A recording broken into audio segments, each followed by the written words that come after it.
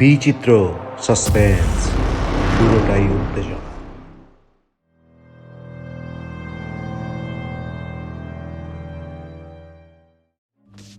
বাংলা এবং বিশ্ব সাহিত্যের রোমাঞ্চকর বিচিত্র সব গল্প নিয়ে বিচিত্র স্টেশনের বিচিত্র সাসপেন্সের নিবেদন।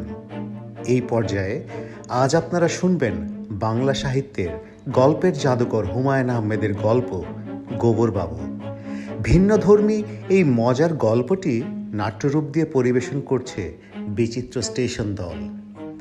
গল্পটি শুনুন, বিচিত্র স্টেশন চ্যানেল সাবস্ক্রাইব করুন। এরকম আরও রোমাঞ্চকর গল্প শুনতে এবং বৈচিত্র্যময় অনুষ্ঠান দেখতে বেল আইকন প্রেস করুন, নোটিফিকেশন পাবেন। শুরু হচ্ছে আজকের গল্প গোবরবাবু।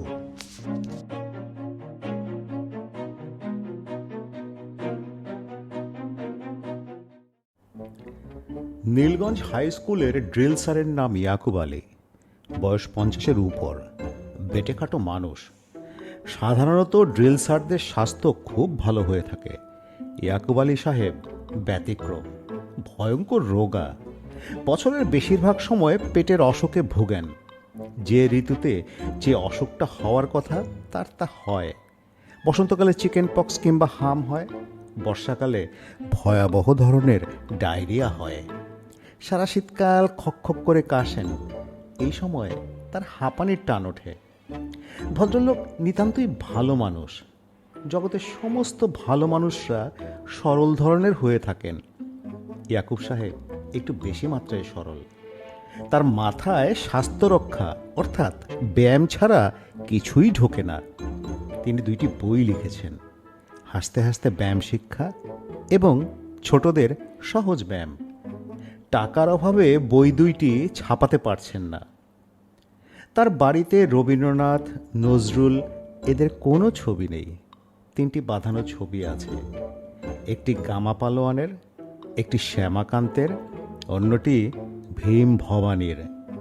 এছাড়া তার শোবার ঘরে একটা সূচিকর্ম আছে, চারদিকে লতা ফুল পাতা, মাঝখানে লেখা স্বাস্থ্যই সকল সুখের মূল। সূচিকর্ম তার স্ত্রীর করা। বিয়ের 2য় বছরে ভদ্রমহিলা মারা যান। ইয়াকুব সাহেব 2য়বার আর বিয়ে করেননি। ড্রিল ক্লাসে তিনি ছাত্রদের ব্যায়াম করান কবিতায়। এইসব কবিতা তার নিজের লেখা। গানের মতো সুরে 3 মাত্রায় পড়তে হয়, সেই সঙ্গে ব্যায়াম করতে হয়। এক এক ক্লাসের জন্যে এক এক ধরনের কবিতা। প্রাইমারি সেকশনের জন্য তার লেখা ব্যায়ামের কবিতাটা এই রকম: বায়ু বহে ভীম বেগে, শব্দ শন শন, এইবার দাও দেখি 5 বুকডন। এইখানে ছাত্ররা 5টা বুকডন দেবে। বুকডন শেষ করে উঠে দাঁড়িয়ে বলবে, দেখো দেখো দেখো উড়ে যায় সাদা সাদা বক, এইবার দাও দেখি 10 বৈঠক। এখানে 10টা বৈঠক দিতে হবে অতি দ্রুত। পাল তুলে চেয়ে দেখো, চলে ছোট নাও, কোমরে হাত রেখে সোজা দৌড়াও। এরপর দৌড়ে স্কুলের মাঠে 2টা চক্কর দিতে হবে। ইয়াকুব আলী সাহেব নিতান্তই দরিদ্র ব্যক্তি। ড্রিল টিচার হিসেবে স্কুল থেকে সামান্যই বেতন পান। একা মানুষ বলে কষ্টে সৃষ্টে কোনো রকমে চলে যায়। শারীরিক কষ্ট তার গায়ে লাগে না। তবে কেউ যখন ব্যায়ামের বিষয়ে আজে বাজে কথা বলে তখন তার মনটা খুব খারাপ হয়। আজ তার মনটা খারাপ। শুধু খারাপ বললে কম বলা হবে, খুবই খারাপ। কারণ নীলগঞ্জ স্কুলের হেডমাস্টার ব্যায়াম নিয়ে তাকে কিছু কটু কথা বলেছেন।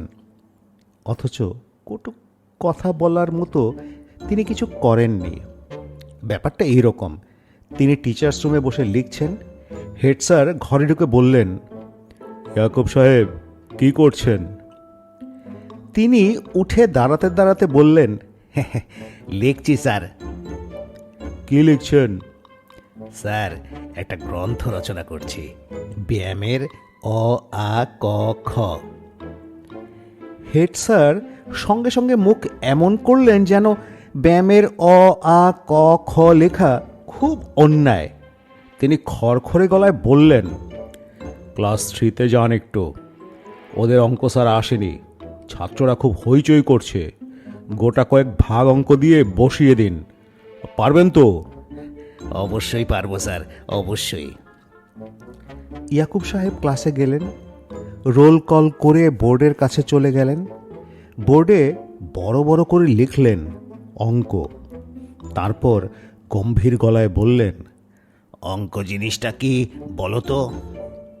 কেউ বলতে পারল না। তিনি বিরক্ত গলায় বললেন, সামান্য জিনিস বলতে পারছিস না? অঙ্ক হচ্ছে মাথার ব্যায়াম। তাহলে ব্যায়াম কত প্রকারের হলো? 2 রকম, শরীরের ব্যায়াম আর মাথার ব্যায়াম। শরীরের ব্যায়াম কয় ধরনের বলতো, তোরা জানিস? তোদের ক্লাসের ফার্স্ট বয়কে উঠে দাঁড়া দেখি। ফার্স্ট বয় উঠে দাঁড়াল। ইয়াকুব সাহেব হতাশ গলায় বললেন, ও কি, এমন বাঁকা হয়ে দাঁড়িয়েছিস কেন? সোজা হয়ে দাঁড়া, বুক টান করে দাঁড়া। বুক টান করে দাঁড়ানো এক ধরনের এক্সারসাইজ। ভাগ অঙ্ক কিছুই করা হলো না। পুরো 1 ঘন্টা চলে গেল। ইয়াকুব স্যার জলের মতো বুঝিয়ে দিলেন বুক টান করে দাঁড়ানোর কি উপকারিতা, এতে ফুসফুসের কি হয়, এই সব। ক্লাসের শেষে তিনি কমন রুমে এসে বসেছেন। হেড স্যার ডেকে পাঠালেন। থমথমে গলায় বললেন, বারান্দায় দাঁড়িয়ে আপনার পড়ানো শুনছিলাম। এক সময় শুনি আপনি গান গাচ্ছেন, এর মানে কি? ইয়াকুব সাহেব বিনয়ের সঙ্গে বললেন, গান না স্যার, যোগব্যায়াম নিয়ে একটা কবিতা লিখেছিলাম, ছাত্রদের পড়ে শোনালাম। এই কবিতাটা গানের সুরে পড়তে হয়, তাই নিয়ম। অঙ্কের ক্লাসে আপনি যোগব্যায়ামের কবিতা পড়াচ্ছেন, এর মানে কি? ইয়াকুব সাহেব মাথা চুলকাতে লাগলেন। হেড স্যার কঠিন স্বরে বললেন, আমার তো ধারণা আপনার মাথা খারাপ হয়ে গেছে। না স্যার, খারাপ হয়নি স্যার। আপনি বললে তো আর হবে না। আমরা 10 জন যা দেখছি তাতে আমাদের ধারণা হয়েছে আপনার মাথা পুরো এলোমেলো অবস্থায় আছে। সবাই আপনাকে নিয়ে হাসাহাসি করে, এটা জানেন? জি না স্যার। তা তো জানবেনই না। আপনাকে নিয়ে যে হাসি তামাশা হয় তা বোঝার মতো বুদ্ধিও আপনার নেই। তাই ইদানিং শুনছি আপনি নাকি ঘাস কাটছেন, এটা কি সত্যি? ইয়াকুব সাহেব জবাব দিলেন না, চুপ করে রইলেন। তার নীরবতার কারণ হচ্ছে ঘাস খাওয়ার ব্যাপারটা সত্যি। তার ধারণা হয়েছে ঘাসে প্রচুর ভিটামিন। সেই ভিটামিন কাজে লাগানো যায় কিনা তাই তিনি পরীক্ষা করে দেখছেন। আধাশের কচি ঘাসে 1 তোলা সোডা নিয়ে ঘণ্টাখানিক জাল দিয়েছেন। থকথকে সবুজ জেলির মতো একটা বস্তু তৈরি হয়েছে। রোজ বিকেলে চিনি দিয়ে তিনি সেই বস্তু 2 চামচ করে খান। কে কথা বলছেন না কেন? ঘাস খাচ্ছেন নাকি? জি স্যার, খাচ্ছি। খেতে কেমন? খেতে ভালো না, তবে স্যার বলকারক। হেড স্যার থমথমে গলায় বললেন, লোকে যখন জানবে এই স্কুলের একজন প্রবীণ শিক্ষক রোজ ঘাস খাচ্ছেন, তখন স্কুল সম্পর্কে তাদের কি ধারণা হবে বলুন দেখি। আপনি নিষেধ করলে খাবো না স্যার। না, আমি নিষেধ করব না। আপনার ইচ্ছে হলে ঘাস খাবেন, কাঁঠাল পাতা খাবেন, কচুরি পানা খাবেন। আপনি খাবেন আপনার রুচি মতো, আর সেখানে আমি বলার কে? তবে ঢাকঢোল পিটিয়ে খাবেন না, গোপনে খাবেন। জি স্যার, জি। আচ্ছা। আর একটা কথা আপনাকে বলি, ব্যায়াম নিয়ে হইচই করবেন না। স্কুল হচ্ছে পড়াশোনার জায়গা, কুস্তির আখড়া। ব্যায়াম প্রসঙ্গে একটি কথাও যেন আর না শুনি। বই লিখতে পারবো কি স্যার? কি বই? ছোটদের ব্যায়ামের অ আ ক খ। আপনি যান, আমার সামনে থেকে যান। তিনি বিষণ্ণ মুখে বের হয়ে এলেন। তার মনটা ভেঙে গেল। রোজ যথানিয়মে স্কুলে যান, টিচার্স কমন রুমে চুপচাপ বসে থাকেন। বিকেলে বাসায় ফিরে আসেন। তাকে কোনো ক্লাস দেয়া হয় না, এমনকি পিটি ক্লাসও না। ব্যায়ামের বইটা লেখার চেষ্টা করেন, লেখা তেমন আগায় না। মন ভালো না থাকলে লেখা কি আসে? দেখতে দেখতে ম্যাট্রিক পরীক্ষা এসে গেল। কোচিং ক্লাস শুরু হয়েছে। রোজ 3 ঘন্টার কোচিং, ইংরেজি, অঙ্ক, ইলেকটিভ অঙ্ক, বিজ্ঞান। স্কুলের গত বছরের রেজাল্ট খারাপ হয়েছে, এবার যেন খারাপ না হয়। এই সময়ে ইয়াকুব সাহেব এক কাণ্ড করলেন। এক সকালে হেড স্যারের ঘরে উকি দিয়ে বললেন, স্যার, আসবো? জরুরি কিছু না থাকলে আসবেন না, কাজ করছি। খুব জরুরি স্যার। আসুন, বলুন কি ব্যাপার। ইয়াকুব সাহেব হড়বড় করে বললেন, ম্যাট্রিকের ছাত্রদের তো কোচিং হচ্ছে, আমি ভাবছিলাম এই সঙ্গে 1 ঘন্টা ব্যায়ামের কোচিং করে দিলে খুব ভালো হয়। হেড স্যার হতভম্ব হয়ে বললেন, ব্যায়ামের কোচিং মানে? কি বলছেন আপনি? ছাত্রদের 1 ঘন্টা করে ব্যায়াম করাবো, ফ্রি হ্যান্ড এক্সারসাইজ, বৈঠক, বুকডন আর যোগ ব্যায়াম। যোগ ব্যায়ামের মধ্যে থাকবে প্রাণায়াম আর কুম্ভক, সব লিখে এনেছি। ইয়াকুব আলী সাহেব খাতাটা এগিয়ে দিলেন। খাতায় ছক টেনে সব কিছু লেখা, কোন বারে কি ব্যায়াম, কতক্ষণের ব্যায়াম, সব সাজানো আছে। একেবারে সিলেবাস বানিয়ে নিয়ে এসেছেন।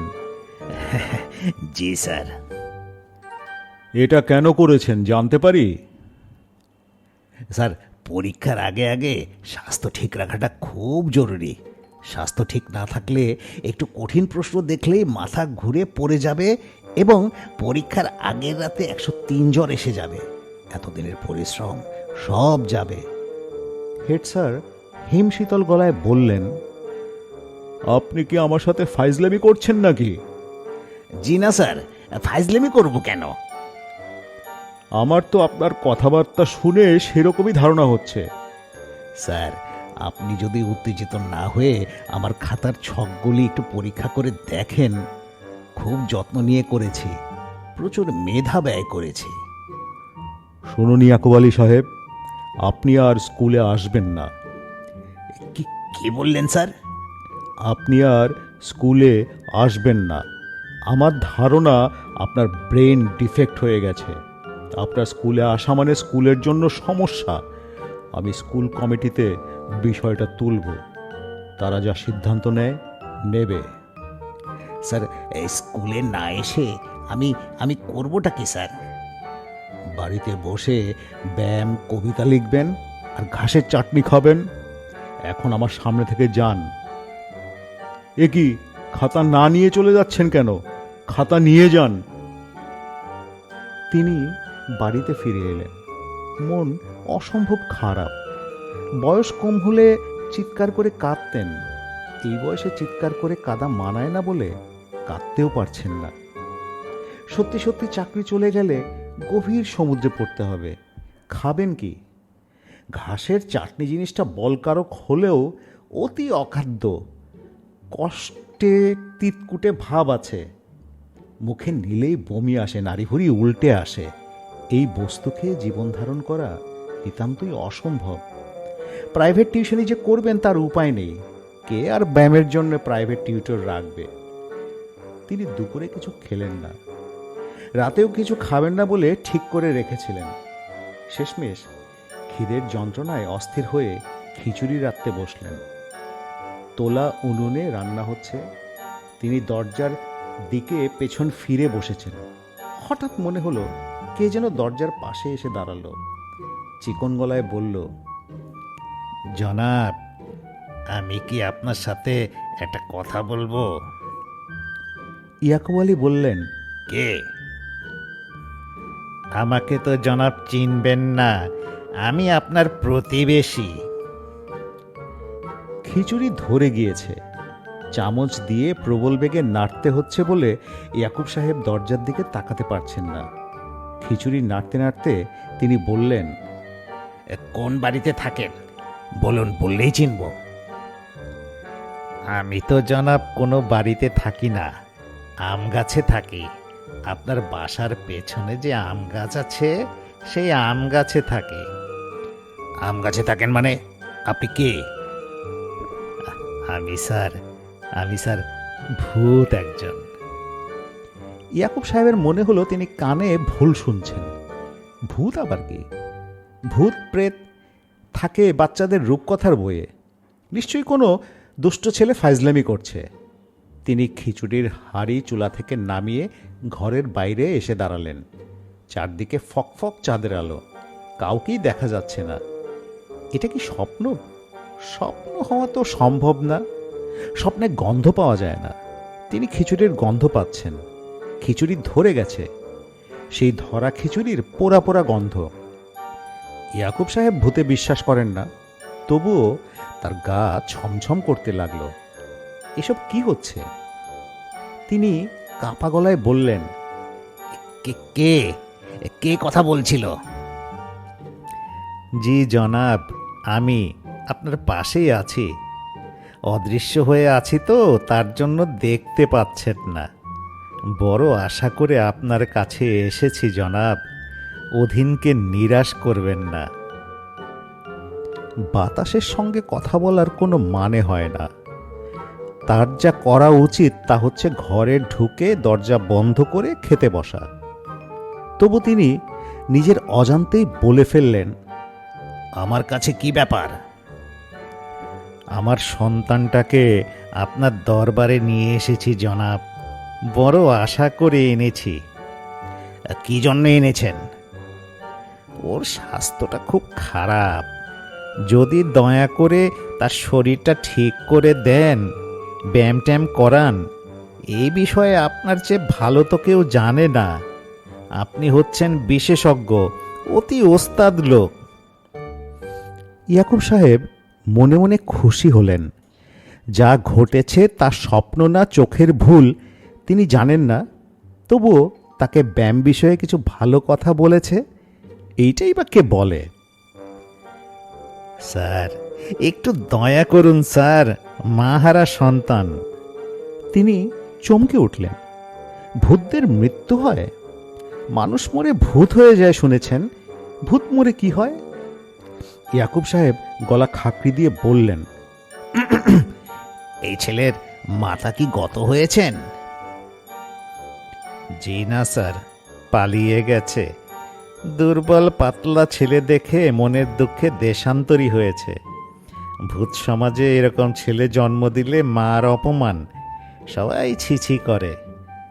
এখন যদি স্যার আপনি আপনার চরণ কমলে অধীনের সন্তানকে ঠাঁই দেন, মনটা শান্ত হয়।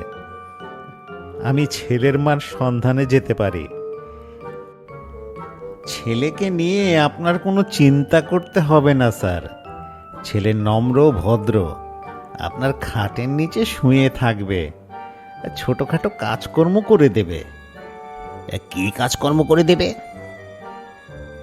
এই ধরুন, এক গ্লাস পানি আনা, থালা বাসন ধোয়া।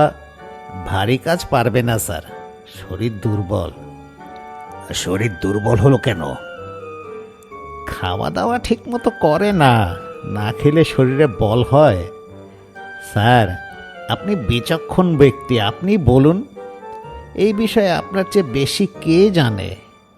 এই যে রোজ বিকেলে 2 চামচ ঘাসের চাটনি খাচ্ছেন, কি জন্য খাচ্ছেন? শরীর ঠিক রাখার জন্যই তো খাচ্ছেন। জিনিসটা যে খেতে কি খারাপ, সে তো খাবার সময় আপনার মুখের দিকে তাকালেই বুঝতে পারে।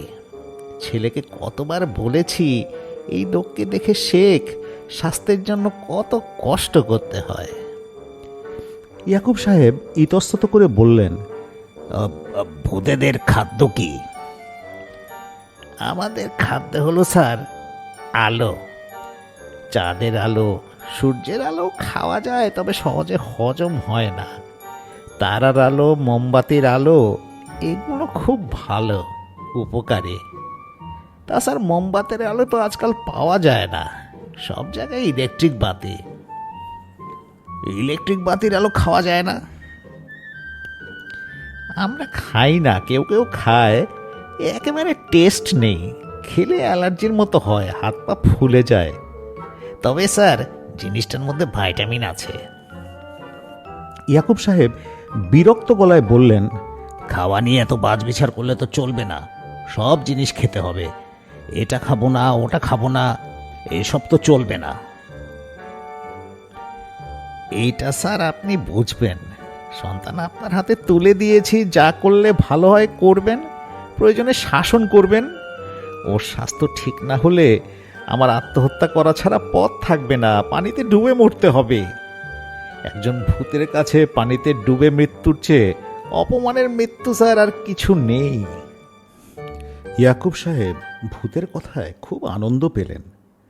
সন্তানের এই স্বাস্থ্য নিয়ে এই উদ্বেগ যদি মানুষের মধ্যে থাকতো তাহলে কত ভালো হতো।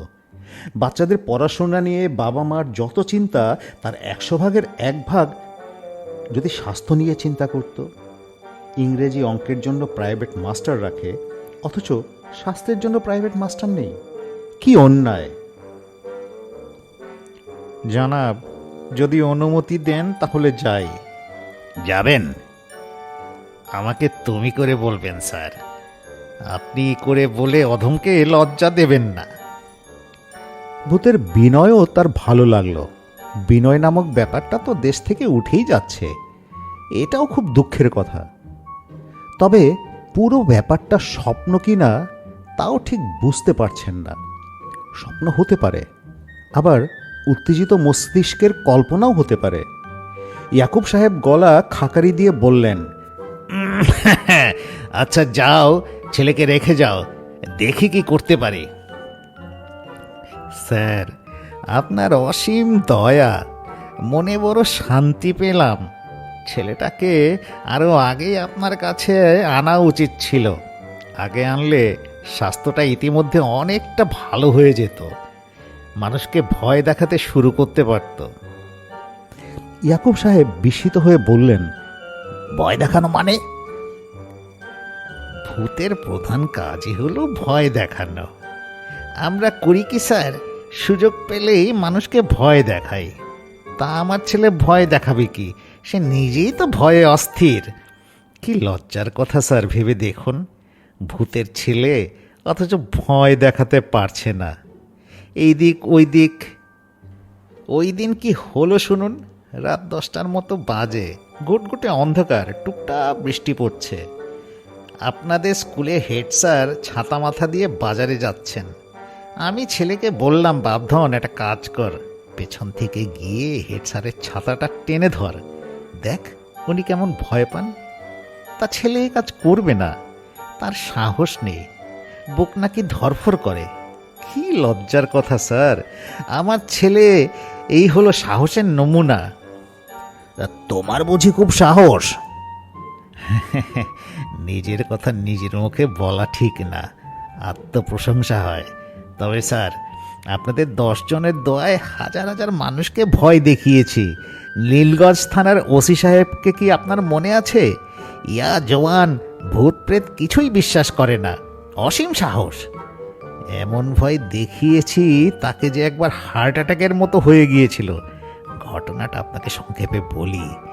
ওসি সাহেব রাত 11টার দিকে দলবল নিয়ে আসামি ধরতে যাচ্ছেন। সাহসী লোক তো, আগে আগে যাচ্ছেন।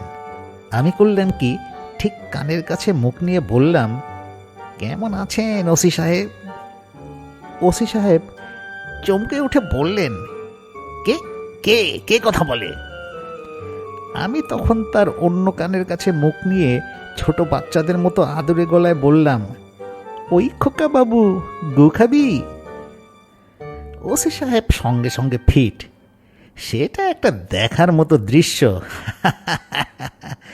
মনে হলেই আনন্দ হয়। ইয়াকুব সাহেব বিরক্ত হয়ে বললেন, কাজটা কি ঠিক হলো? এটা তো অভদ্রতা, শুধু অভদ্রতা না, অসভ্যতাও। আমার কাছে থাকলে এসব চলবে না, আচার ব্যবহার শিখতে হবে। আপনি যা বলবেন তাই। আপনি দয়া পরবশ হয়ে আপনার চরণ কমলে আমার ছেলেটাকে আশ্রয় দিয়েছেন, এই যথেষ্ট। আপনার হাতে ছেড়ে দিয়েছি। এখন স্যার যাই। যাবার আগে স্যার একটা কথা নিবেদন করতে চাই। নিবেদন করো। আমার সন্তানকে চরণে আশ্রয় দিয়েছেন, এই জন্যে সামান্য উপহার দিতে চাই। কি উপহার? এক কলসি সোনার মোহর, বাদশাহ জাহাঙ্গীরের আমলের। কলসিটা কোথায় পোতা আছে তা আপনাকে দেখিয়ে দিব, আপনি তুলে নেবেন। এইসব লাগবে না, লাগবে না। সামান্য কাজের জন্য আমি অর্থ গ্রহণ করি না। আপনি এ কথা বলবেন আমি জানতাম। তা যাই স্যার। আম গাছের ডালে একটা প্রবল ঝাঁকুনি হলো। তারপর চারদিক নিঃশব্দ। ইয়াকুব সাহেব বললেন, কেউ আছো? কোনো সাড়া পাওয়া গেল না। এই যে ভূতের ছেলে, তুমি কি আছো? তোমার নাম তো জানা হলো না। কোনো উত্তর নেই। তিনি নিশ্চিত হলেন এতক্ষণ যা ঘটেছে তা সবই কল্পনা, কল্পনা ছাড়া কিছুই নয়। মাথা গরম হয়েছিল, তাই এসব দেখেছেন।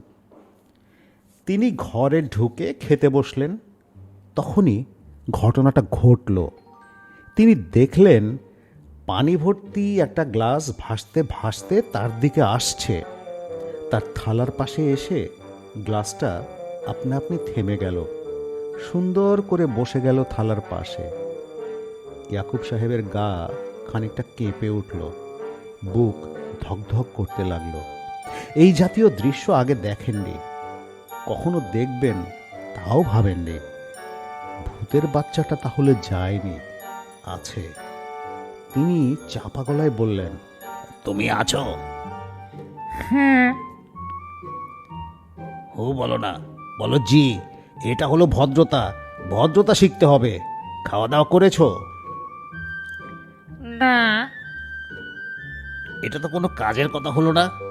এখানে জ্যোৎস্না আছে, যাও খেয়ে আসো। খিদে নেই। খিদে নেই বললে তো শুনবো না। স্বাস্থ্য রক্ষার প্রথম নিয়ম হলো সময় মতো খাওয়া দাওয়া করা। যাও, একটা মোড়া নিয়ে উঠোনে গিয়ে বসো, আরাম করে চাঁদের আলো খাও। তা তোমাদের খাবার নিয়ম কানুন তো আমি ঠিক জানি না। চাঁদের আলো কেমন করে খাও? চিবিয়ে খাও না গিলে খাও? সবাই চিবিয়ে খায়, আমি কুত করে গিলে ফেলি। ভালো লাগে না তো, এই জন্যে। অসম্ভব, এখন থেকে গেলা চলবে না। এক গাল করে চাঁদের আলো মুখে নেবে, 32 বার চিবোবে, এতে হজম ভালো হয়, বুঝলে? হ্যাঁ। আবার হুঁ বলো জি। নি। নাম কি তোমার? অতকে ওই এ নাম তো উচ্চারণ করা সম্ভব না। তোমার নাম দিলাম আমি গোবর। গোবর? শুনেই আটকে উঠলে? বিখ্যাত কুস্তিগির গোবর পালোয়ান নামে তোমার নাম দিলাম। গোবর বাবু 1920 সনে কুস্তিতে বিশ্ব চ্যাম্পিয়ন হয়েছিল, বাঙালি ছেলে। ইংল্যান্ড আমেরিকার সব বাঘা বাঘা কুস্তিগিরকে কুপকাত করেছিলেন। তোমাকেও তাই করতে হবে। তুমি হবে ভূত সমাজের গোবর বাবু, বুঝলে? গোবর বাবু হতে চাই না। না চাইলেও হতে হবে। তোমাকে আমি গোবর বানিয়ে ছাড়বো, বুঝলে? জি। ব্যায়াম শুরু হবে কাল সকাল থেকে। চার্ট করে দেব, রুটিন দেখে দেখে ব্যায়াম হবে। খাওয়া দাওয়ার ব্যাপারটা নিয়েও আমি চিন্তা করব। কোন খাবারটা তোমার সবচেয়ে প্রিয়? জোনাকি পোকার আলো। আচ্ছা, জোনাকে পোকা কয়েকটা ধরে আনার চেষ্টা করব। আর শোনো, খাটের নিচে শোবার দরকার নেই, আমার সঙ্গেই ঘুমোবে। খাট বড় আছে, অসুবিধা হবে না। তোমরা কি দাঁত মাজো? অন্যরা মাঝে, আমি মাজি না, ভালো লাগে না। তোমাকে দাঁত মাজতে হবে। রাতে ঘুমোতে যাবার আগে একবার, ঘুম থেকে ওঠার পর একবার। জি আচ্ছা। ইয়াকুব সাহেব রাতে ঘুমাতে গেলেন। ঘুম খুব ভালো হলো না। তার পাশে একটা ভূতের বাচ্চা শুয়ে আছে, তাকে দেখা যাচ্ছে না, তবে সে যে আছে বোঝা যায়। ভূতদের ব্যায়াম কিভাবে করতে হয় তিনি জানেন না, আস্তে আস্তে জানবেন। একটা বই লেখার চিন্তাও মাথায় ঘুরতে লাগলো। বইটার নাম হবে ভূতেদের সহজ ব্যায়াম শিক্ষা। স্কুল কমিটির বৈঠকে হেড স্যার খুব জোরালো বক্তব্য রাখলেন। বক্তব্যের বিষয়বস্তু হচ্ছে, একজন পাগল শিক্ষককে স্কুলে রাখার কোনো মানে হয় না। সে স্কুলের প্রতি হুমকি স্বরূপ। তাকে অবসর গ্রহণে বাধ্য করা উচিত ইত্যাদি। স্কুলের সেক্রেটারি আজমল সাহেব বললেন, ইয়াকুব স্যারকে তো চিনি, তিনি আমার শিক্ষক ছিলেন, অতি ভালো মানুষ, তাকে পাগল বলছেন কেন? কি পাগলামি করেছেন উনি? উনি ঘাস খান। ঘাস খেতে যদি ওনার ভালো লাগে খাবেন, শাকসবজি আমরা খাই না? কাঁচা লেটুস পাতা খাই, কি খাই না? উনি হয়তো খোঁজ পেয়েছেন যে ঘাসের নতুন কোনো ভিটামিন আছে যা অন্য কিছুতে নেই, এতে পাগলামির কি দেখলেন? তেমন কোনো ভিটামিনের সন্ধান পাওয়া গেলে আমার তো মনে হয় আমাদের সবারই ঘাস খাওয়া উচিত। হেড স্যার বললেন, ঘাস খাওয়া ছাড়া তিনি সারাক্ষণ ব্যায়াম করেন। আহা, তা তো করবেনই, উনি ব্যায়ামের শিক্ষক। উনি ব্যায়াম করবেন না তো কি? যিনি অঙ্কের শিক্ষক তিনি করবেন অঙ্ক, যিনি গানের শিক্ষক তিনি গান নিয়ে মাতামাতি করবেন। এছাড়া উনি আর কি করেছেন যার থেকে আপনার ধারণা যে উনি পাগল? এসএসসি পরীক্ষার কোচিং হচ্ছিল, উনি বললেন ব্যায়ামেরও কোচিং করা দরকার। আমার তো মনে হয় অতি উত্তম কথা বলেছেন। পড়াশোনার প্রচণ্ড চাপের মধ্যে শরীরটা ঠিক রাখতে হবে। রুগ্ন শরীর পড়াশোনার চাপ সহ্য করতে পারবে না। আপনি ওনাকে বলুন ব্যায়ামের কোচিং শুরু করতে।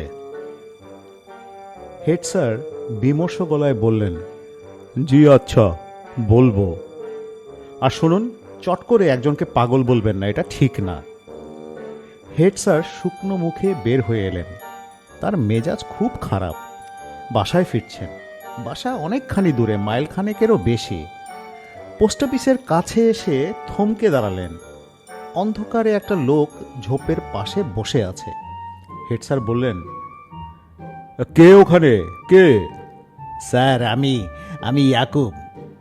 ওখানে কি করছেন? জোনাকি পোকা ধরছি স্যার। জোনাকি পোকা? জোনাকি পোকা ধরছেন কেন? ইয়াকুব সাহেব চুপ করে রইলেন, জবাব দিলেন না। খুক খুক করে দুবার কাশলেন। কি ব্যাপার, জোনাকি পোকা কেন ধরছেন? খাবেন নাকি? জি স্যার, তবে পোকা খাওয়া হবে না, পোকার আলো খাওয়া হবে। কে খাবে, আপনি? জি না স্যার, আমার এক ছাত্র। ও আচ্ছা, আপনার ছাত্র। তা আলোটা কিভাবে খাবে? গিলে ফেলা যায়, তবে চিবিয়ে খাওয়া যায়। আমি চিবিয়ে খেতে বলেছি, এতে হজমের সুবিধা। মুখের জারক রসের সঙ্গে আলোটা ভালো করে মিশতে পারে। নাম কি আপনার ছাত্রের? ওর নাম গোবর। হেড স্যার বিস্মিত হয়ে বললেন, গোবর? বাপমা নাম রেখেছে গোবর? জি না, বাপমা অন্য নাম রেখেছে, আমি নাম দিয়েছি গোবর। ভালো করেছেন, খুব ভালো করেছেন, সুন্দর নাম। বিষ্ঠা হলে আরো ভালো হতো। তা গোবর নামটাও খারাপ না। হেড স্যার আর দাঁড়ালেন না। একজন উন্মাদের সঙ্গে বেশি সময় থাকা ঠিক না। মাথার ঠিক নেই, কখন কি করে বসবে। স্কুলের সেক্রেটারিকে এই ঘটনার কথা বলতে হবে। তারপরে উনি যদি মনে করেন ইয়াকুব সাহেব মানসিকভাবে সুস্থ, তাহলে ভিন্ন কথা। হেড স্যার আবার সেক্রেটারি সাহেবের বাসায় ফিরে গেলেন। দেরি করে লাভ নেই, আজই বলা হোক। সেক্রেটারি সাহেব শুনে হাসতে হাসতে বললেন, ইয়াকুব সাহেব আপনার সাথে ঠাট্টা করেছেন। ঠাট্টা? অবশ্যই ঠাট্টা। আপনি ওনাকে পাগল ভাবেন, এই জন্যই পাগলের মতো কথাবার্তা বলে উনি আপনাকে ভরকে দিয়েছেন। জোনাকি পোকার আলো খাচ্ছে তার ছাত্র, এইসব তো ঠাট্টার কথা, এটাও বোঝেন না? আমার কি মনে হয় জানেন? আমার মনে হয় আপনি এক ধরনের স্নায়বিক উত্তেজনায় ভুগছেন। এই কথা বলার জন্য কিছু মনে করবেন না। জি না, কিছু মনে করছি না। আপনি ইয়াকুব সাহেবকে খবর দিয়ে স্কুলে আনুন। উনাকে আগের মতো ক্লাস নিতে দিন, দেখবেন উনি ঠাট্টা তামাশা আর করবেন না। জি আচ্ছা। হেড স্যার ইয়াকুব সাহেবকে খবর দিয়ে স্কুলে আনালেন, যথারীতি ক্লাস নিতে বললেন। একবার ভাবলেন জোনাকি পোকার আলো খাওয়ার ব্যাপারটা জিজ্ঞেস করবেন, শেষটায় বাদ দিলেন। দরকার কি ঝামেলার, বরং দু একটা সামাজিক ভদ্রতার কথা বলাই ভালো। হেড স্যার বললেন, ইয়াকুব সাহেব কেমন আছেন? জি আছি, তবে খুব ব্যস্ত।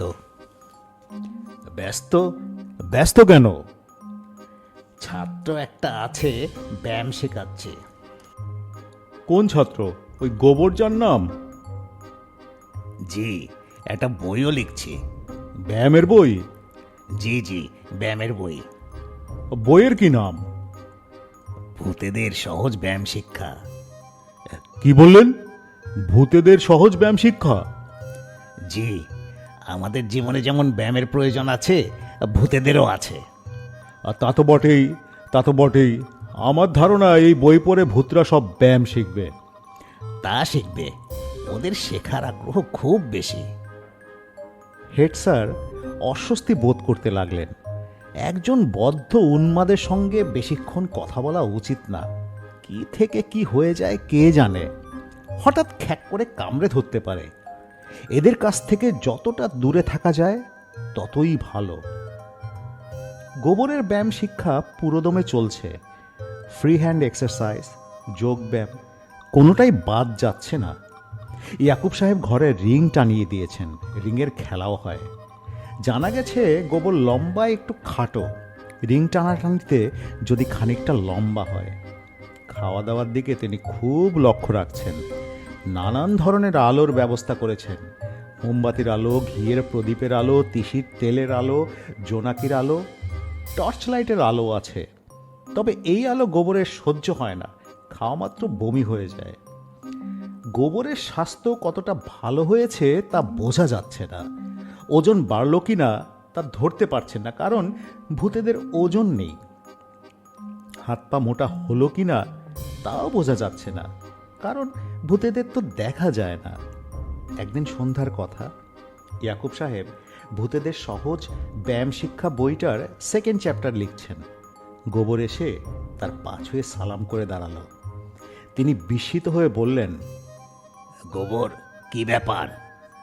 গোবর ফিসফিস করে বলল, আমার স্বাস্থ্য ভালো হয়েছে স্যার। ইয়াকুব সাহেব জিজ্ঞেস করলেন, স্বাস্থ্য ভালো হয়েছে? তা বুঝলে কি করে? গোবর ক্ষীণ স্বরে বলল, আমি এখন মানুষকে ভয় দেখাতে পারি। সে কি? কাকে ভয় দেখালে? হেড স্যারকে। ইয়াকুব সাহেব মহা বিরক্ত হয়ে বললেন, তাকে কিভাবে ভয় দেখিয়েছ? গোবর মিনমিন করে বলল, তাকে একটা সুপারি গাছের মাথায় বসিয়ে রেখেছি। গাছে বসে তিনি চিৎকার করছেন। ইয়াকুব সাহেব স্তম্ভিত হয়ে গেলেন। থমথমে গলায় বললেন, কখন করলে এই কাজ? কিছুক্ষণ আগে। আর কখনো এই কাজ করবে না, কখনো না। হেড স্যার বিশিষ্ট ভদ্রলোক, স্কুল অন্তঃপ্রাণ, তাকে ভয় দেখানো অমার্জনীয় অপরাধ হয়েছে। আমি খুব রাগ করেছি, সেই সাথে ব্যথিত হয়েছি।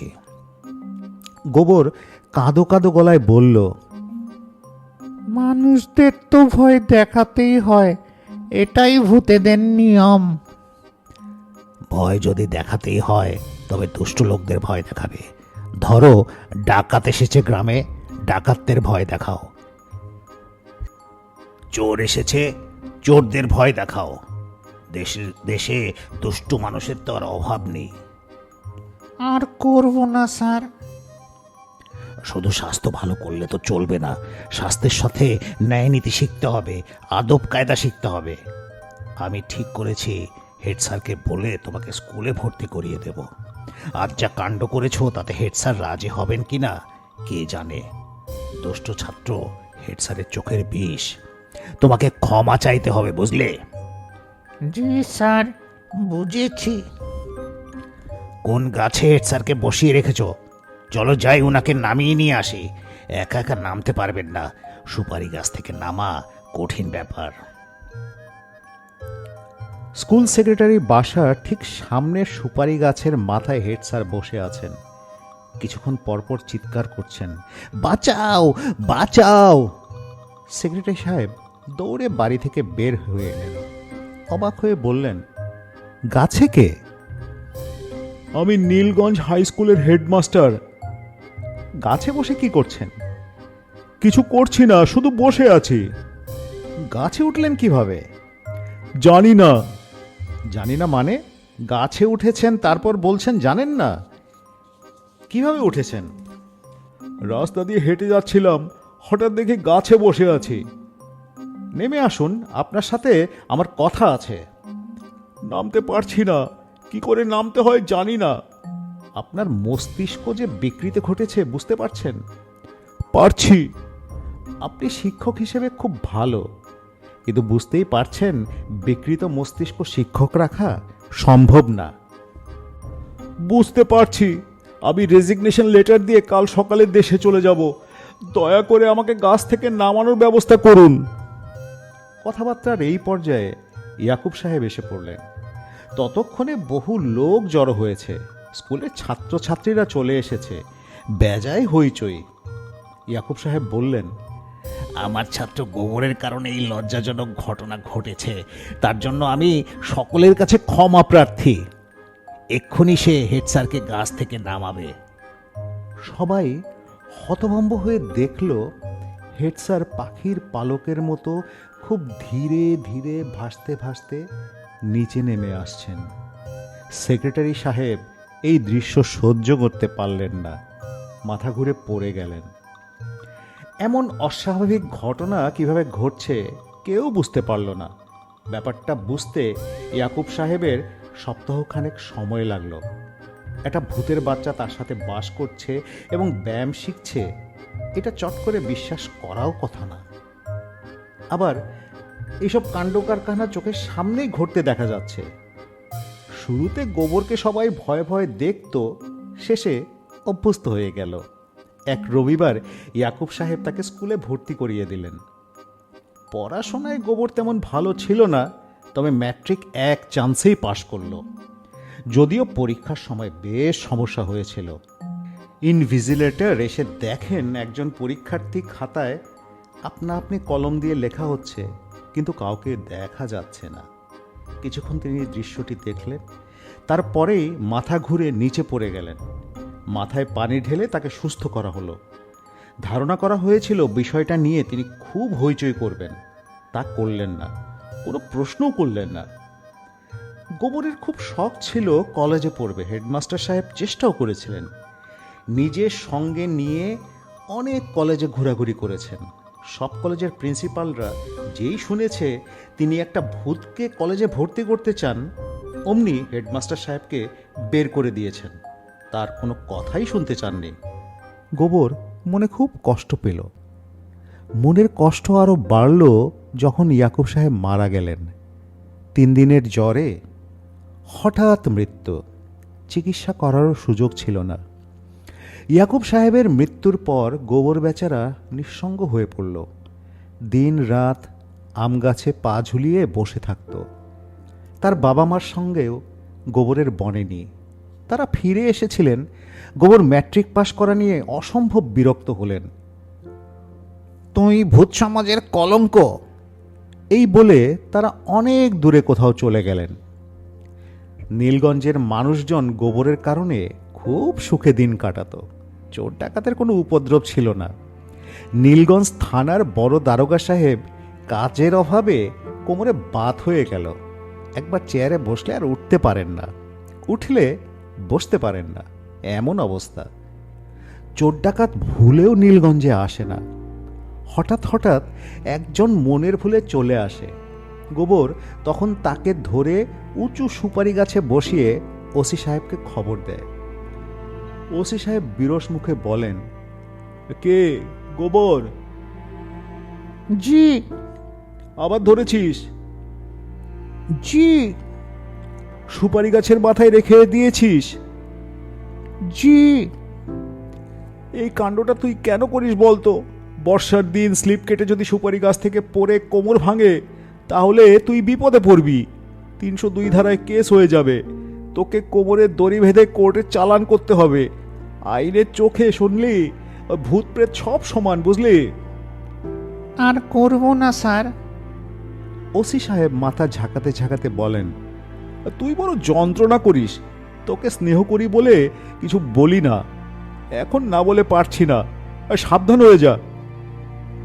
গোবর এখনো বেঁচে আছে, তবে বুড়ো হয়ে গেছে, আগের মতো শক্তি সামর্থ্য নেই।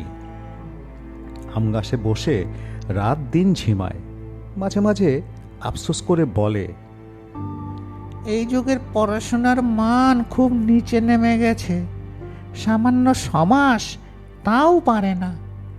রসগোল্লার ব্যাস বাক্য কি, রসের গোল্লা না রসে ডুবানো গোল্লা তাও জানে না। বড়ই পরিতাপের বিষয়, বড়ই আফসোস। সামান্য একটা দরখাস্ত, সেটাও ইংরেজিতে লিখতে পারে না। আফসোস, বড়ই আফসোস।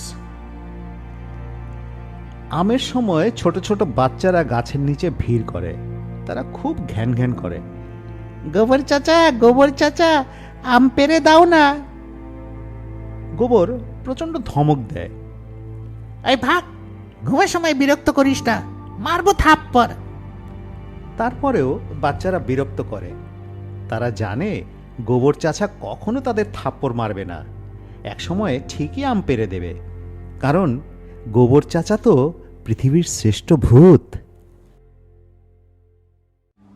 বিচিত্র স্টেশনের বিচিত্র সাসপেন্সে আজ আপনারা শুনলেন প্রখ্যাত কথা সাহিত্যিক হুমায়ুন আহমেদের মজার গল্প গোবর বাবু। গল্পটি অডিও নাট্যরূপ দিয়ে পরিবেশন করল বিচিত্র স্টেশন দল। এরকম আরও অনেক গল্প শুনতে এবং নানান বৈচিত্র্যময় অনুষ্ঠান দেখতে বিচিত্র স্টেশন চ্যানেল সাবস্ক্রাইব করুন, বেল আইকন প্রেস করুন, নোটিফিকেশন পাবেন। বিচিত্র স্টেশনের সাথে থাকুন।